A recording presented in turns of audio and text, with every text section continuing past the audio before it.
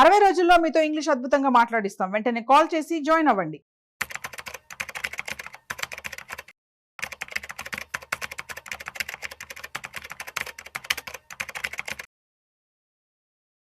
నమస్తే, welcome to Suman TV. ప్రస్తుతం మనతో పాటు certified financial planner Anil Kumar Bachchu గారు ఉన్నారు. వీరితో ఈరోజు కొన్ని విషయాల గురించి మనం డిస్కస్ చేద్దాం. హలో అండి, నమస్తే అనిల్ కుమార్. నమస్తే అండి.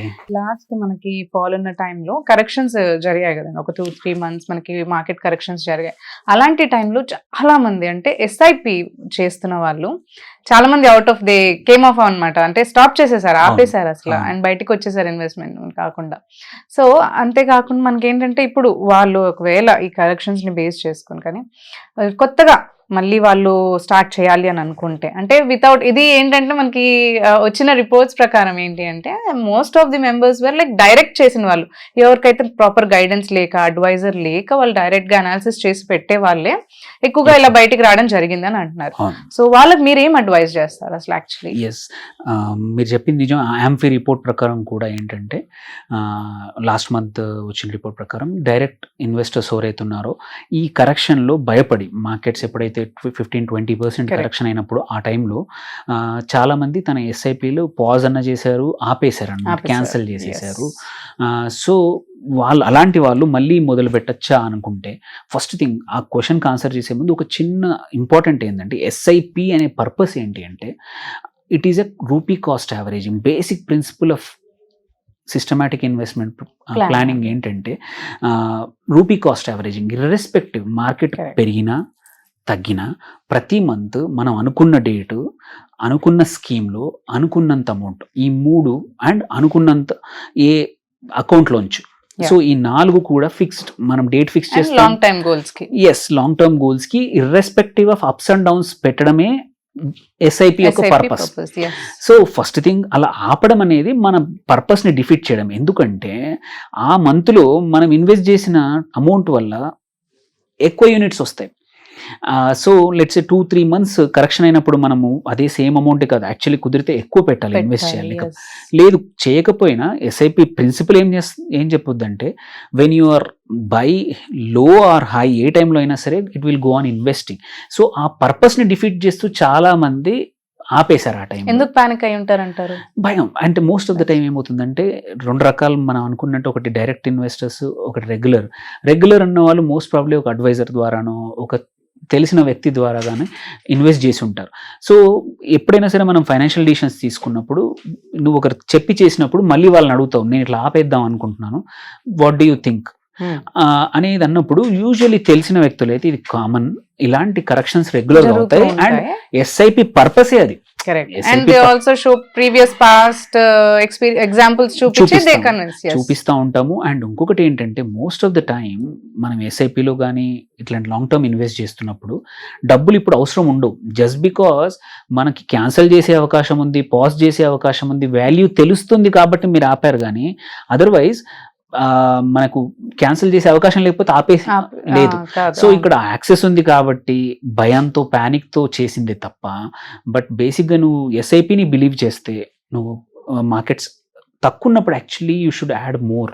కుదిరితే మన దగ్గర డబ్బులు ఉంటే ఎక్కువ యాడ్ చేయాలి. బికాస్ మనము బేసిక్ ప్రిన్సిపల్ ఆఫ్ ఇన్వెస్టింగ్ ఏంటంటే cell when it is high, by when it is low.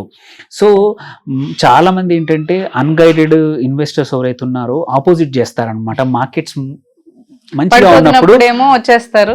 Yes, market చాలా బాగా హై ఉన్నప్పుడు ఏంటంటే యూఫోరియాతో కొత్తగా చాలా మంది ఇన్వెస్టర్స్ వచ్చి హై దగ్గర ఇన్వెస్ట్ చేస్తారు. సడన్ గా ఒక 6 months, 1 year, 2 years తర్వాత మార్కెట్ కరెక్ట్ అయినప్పుడు వాళ్ళ ఇన్వెస్ట్మెంట్ వాల్యూ చూసుకొని భయానికి పానిక్ కమ్మేస్తారు. That should be opposite.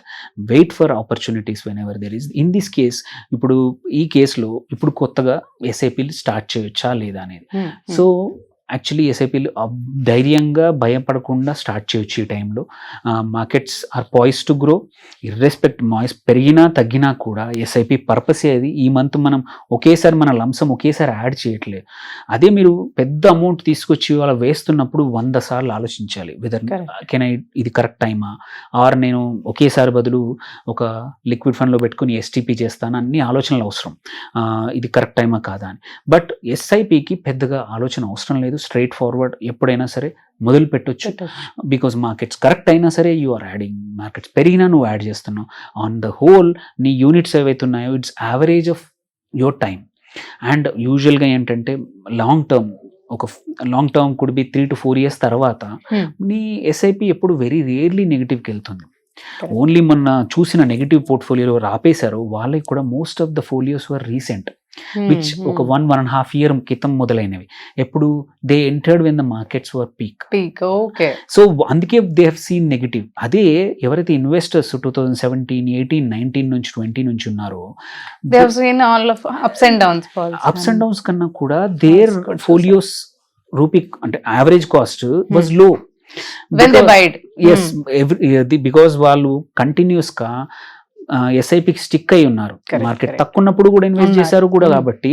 So అందుకే ఏంటంటే ఎస్పెషల్లీ ఎస్ఐపికి ఏంటంటే ఎవరైనా ఇప్పుడు స్టార్ట్ చేయొచ్చు ధైర్యంగా, చేశాక కూడా ఒక 2-3 కాదు, ఒక 3 to 4 years don't look. Because నువ్వు true benefit of SIP in terms of returns అనుకోండి, యావరేజింగ్ కూడా beyond 4th year you will see. ఆ తర్వాత నీకు భయపడాల్సిన అవసరం లేదు. ఎప్పుడు తీసుకున్నా నీకు డీసెంట్ XIRR వచ్చేట్టు రిటర్న్స్ వస్తాయి అన్నమాట. సో అందుకే ఫస్ట్ 3-4 years ఎక్కువగా చూడాల్సిన అవసరం లేదు. పర్పసే అది, యావరేజ్ చేస్తున్నాము. అండ్ ఓన్లీ థింగ్ చూడాల్సింది ఏంటంటే మనం రన్ చేస్తున్న స్కీమ్లో ఏదైనా చేంజెస్ ఉన్నాయా, ఆ పర్ఫార్మెన్స్ బాగుందా లేదా, ఆ కేటగిరీలో ఆ scheme mutual fund scheme let's example ఒక లార్జ్ క్యాప్లో ఉన్నాం కేటగిరీలో, మనం పెట్టిన ఏదైతే ఫండ్ ఉందో ఆ కేటగిరీలో ఈజ్ ఇట్ గుడ్, అది చూసుకోండి. ఆర్ ఏదైనా ఇష్యూస్ ఉన్నాయా, పోర్ట్ఫోలియోలో ఏదైనా మేజర్ చేంజెస్ జరిగాయా, అవి చూడాలి తప్ప there is no point in ఏమంటారో ఆపడం కన్నా. కాబట్టి అది అందులో టెంపరీ హాల్ట్ చేసి ఇంకో దగ్గర స్టార్ట్ చేయాలి అంతే తప్ప డోంట్ స్టాప్. ఇప్పుడు కూడా ఎవరైనా మళ్ళీ కొత్తగా మొదలు పెడుతున్నారు అనుకోండి, దెర్ ఆర్ 2 things. ఒకటి, మీరు మళ్ళీ ఏదైతే స్కీమ్లో చేస్తున్నారో లెట్స్ 5 years నుంచో 2 years 3 years నుంచి చేశారో ఆపేశారు, మళ్ళీ ఒకసారి చూడండి whether it still fits your requirement. మీకున్న రిస్క్ ప్రొఫైల్కి ఆ స్కీమ్ ఇంకా సూటబుల్లా కాదా, మీకు పర్ఫామ్ చేస్తుందా లేదా చూసి దాన్నే స్టార్ట్ చేయండి. లేదు ఇట్ డజంట్ ఫిట్, మళ్ళీ ఇంకో అదే స్కీమ్లో ఆర్ అదే కేటగిరీలో చూసుకోండి. ఆ కేటగిరీలో ఇంకో ఏదైనా మంచి పర్ఫార్మింగ్ అనిపించిన వాటిలో మీరు పెట్టండి అంటున్నారు. మళ్ళీ ఒకసారి కావాలంటే మళ్ళీ అడ్వైజర్ని కానీ ఆన్ ఓన్ రీసెర్చ్ కానీ చేసుకొని చేయండి తప్పించి జస్ట్ బికాస్ ఏంటంటే మనం యాజ్ ఎ ఇన్వెస్టర్స్ మెంటాలిటీ ఏంటంటే ఎక్కడ పొడగొట్టుకున్నామో అక్కడ వెతుక్కునే అవకాశాలు చాలా ఉంటాయి. చాలా మంది చూస్తూ ఉంటారు మనకు అదే స్కీమ్లో పోయింది కదా ఇప్పుడు మళ్ళీ అదే పర్ఫార్మ్ చేస్తుంది అనే మిస్కన్సెప్షన్ చాలా ఉంటది, వెదర్ స్టాక్స్ లో కానీ ఇందులో కూడా. బట్ ఏదన్నా అవ్వచ్చు కదా, ఒక్కొక్కసారి అదే డౌన్ హై అవ్వచ్చు, లేకపోతే అదే కంటిన్యూ అవ్వచ్చు. అందుకోసమే మళ్ళీ ఒకసారి ఫ్రెష్ గా కన్సిస్టెన్సీ చూసుకొని పర్ఫార్మెన్స్ ఏంటంటే ప్రతి ఫండ్స్ యొక్క పర్ఫార్మెన్స్ డేటా అవైలబుల్ ఉంటుంది. ఆర్ మీకు తెలియకపోతే ఎవరైనా అడ్వైజర్ కూడా కనుక్కుంటే ఏదైతే కంటిన్యూస్ గా టాప్ క్వార్టైల్లో జనరల్ గా ఏంటంటే ఎవరైతే స్టూడెంట్ టాప్ మార్క్స్ తెచ్చుకున్నవాడు మోర్ ఆర్ లెస్ ఎప్పుడు అదే ఫస్ట్ 3-4లోనే ఉంటాడు. సేమ్ విత్ ద మనం ఫండ్ సెలెక్షన్ కూడా ఉన్నప్పుడు ఏంటంటే ఏవైతే కన్సిస్టెంట్గా డజన్ నీడ్ నంబర్ 1 ఉండాల్సిన అవసరం లేదు. ఒక 40 ఉన్నాయి లార్జ్ క్యాప్ ఫండ్స్, 40లో ఎప్పుడు నంబర్ 1 ఉన్నది అవసరంలా, సెకండ్ ఆ థర్డ్ ఉండి కన్సిస్టెంట్గా ఇర్రెస్పెక్టివ్ ఆఫ్ మార్కెట్ సిచ్యువేషన్ అదే రేంజ్లో టాప్ క్వార్టైల్లో టాప్ 25%లో ఉన్న ఫండ్ చూస్ చేసుకుంటే ఏంటంటే మన రిటర్న్స్ స్టేబుల్గా ఉంటాయి, ఎక్కువ లాస్ అవ్వకుండా ఉంటాము. అండ్ సడన్ గా చాలా మంది ఏంటంటే విత్ ద ఫ్లో వెళ్తారు, ఫ్యాడ్ సడన్ గా ఈ నంబర్ ఎప్పుడు పర్ఫామ్ చేయని ఫండ్ ఇప్పుడు నంబర్ 1కి వచ్చిందని అందరూ అందులో పెట్టేస్తూ ఉంటారు. సో అలా ఇన్కన్సిస్టెంట్ ఉన్న స్కీమ్ లో పెట్టడం కన్నా కొంచెం కన్సిస్టెంట్లీ ఉండి ఒక 1 or 2% తక్కువ ఉన్నా సరే, బికాస్ డౌన్ ఉన్నప్పుడు కూడా it will perform well, it has performed well. So అది చూసుకుని ఇప్పుడు కొత్తగా స్టార్ట్ చేసేప్పుడు ధైర్యంగా స్టార్ట్ చేయొచ్చు. ఎస్ఐపికి ఎటువంటి టైమింగ్ చూసుకోవాల్సిన అవసరం లేదు, there is no timing required. Now also good time to invest. Yes, exactly. Thank you, Andy. Thanks for sharing the information. Thank you.